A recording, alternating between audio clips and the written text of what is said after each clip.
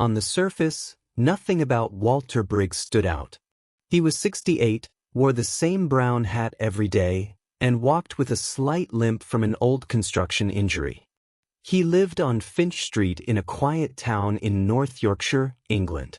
No wife, no children, just a black Labrador named Duke and a small garden he kept meticulous.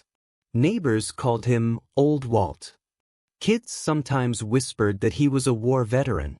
Others thought he was just a grumpy pensioner with no time for company.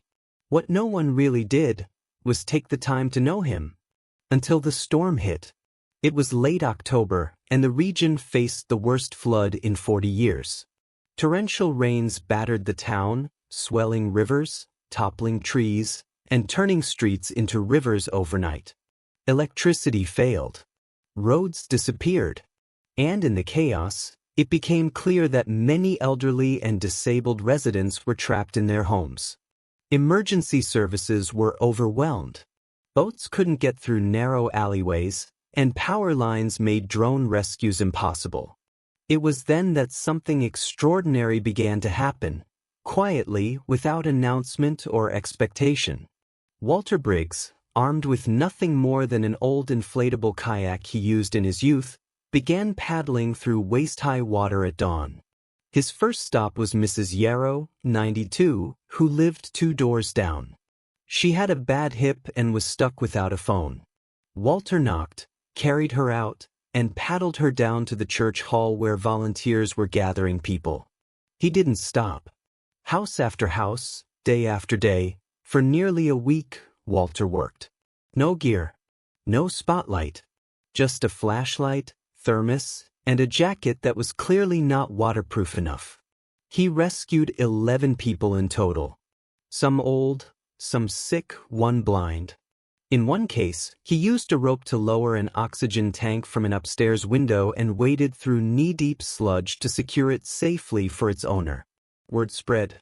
Soon, news crews arrived. But Walter avoided them. Not interested in interviews, he'd say, waving them off. He wasn't rude, just uninterested in the spotlight. After the flood receded and cleanup began, the mayor wanted to honor him publicly. A plaque. A medal. A ceremony. Walter declined. He just kept walking Duke. Just kept tending his garden. Eventually, someone dug deeper. A young journalist named Ava became curious and requested military records. What she discovered sent a shock through the town. Walter Briggs was, in fact, a decorated war hero.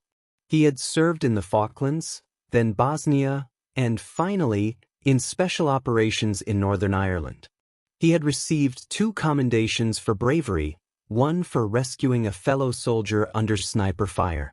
But after his final mission, which cost the life of a close friend, he retired early and disappeared into civilian life, never speaking of what happened.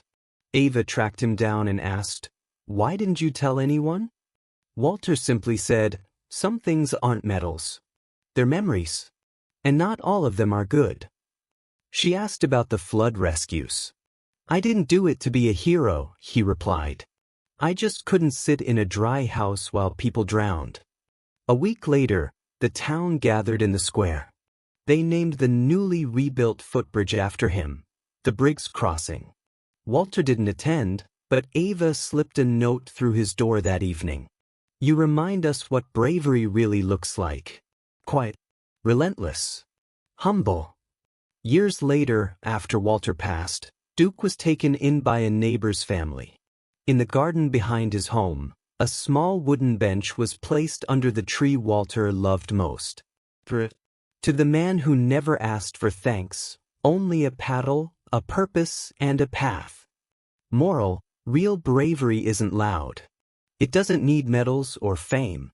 It shows up in rubber boots, with tired hands and a steady heart, when no one else will. Sometimes, the quietest among us carry the loudest courage.